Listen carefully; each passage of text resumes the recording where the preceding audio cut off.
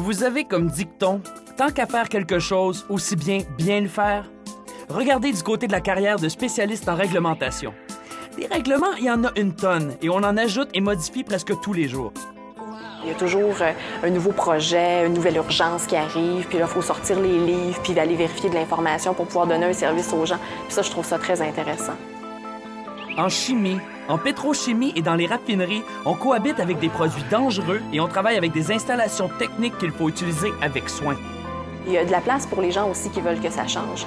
Puis il y a de la place aussi pour les gens qui veulent faire attention à leur santé, à leur sécurité. Au niveau de l'environnement aussi, c'est de l'amélioration continue. Fait qu'on sait qu'on n'est pas parfait, qu'il y a certains rejets, mais on travaille à l'améliorer. Puis là aussi, on peut avoir un impact sur l'environnement. Puis moi, j'adore cette partie-là aussi parce que je me dis, j'ai une influence.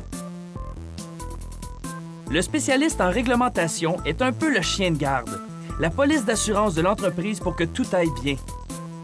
J'ai beaucoup de contacts à l'externe de la compagnie, aussi mes ressources qui vont me guider aussi parce qu'il n'y a personne qui a la science infuse puis qui connaît tous les petits détails dans les règlements. Fait que je me dirige vers ces gens-là pour aller chercher l'information, puis je reviens à l'interne pour faire soit un mémo officiel, par courriel ou bien juste par téléphone pour dire à la personne, écoute, on est correct là-dessus, il n'y a pas de problème, puis je donne l'information et j'arrive aussi avec une documentation pour prouver qu'on est correct, qu'on est légal, par exemple.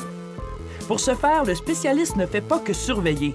Il collabore avec les équipes qui définissent les procédures d'utilisation des produits et des appareils. C'est agréable parce qu'on travaille avec plein de gens d'horizons différents. On travaille avec d'autres chimistes pour aller chercher de l'information, mais on travaille aussi avec des gens au transport, avec des gens qui font des étiquettes de produits ou qui travaillent dans la partie plus technique, les plaintes et tout ça. Ce qui fait qu'on travaille avec plein de secteurs différents, puis on va chercher des connaissances différentes. Comme les règlements sont souvent conçus par les gouvernements et des organismes de régie, il est souvent en contact avec eux et est responsable de produire des rapports exigés par ces derniers. On le disait, on ajoute et modifie les règlements constamment. Le spécialiste en règlement doit tout au long de sa carrière maintenir à jour ses connaissances.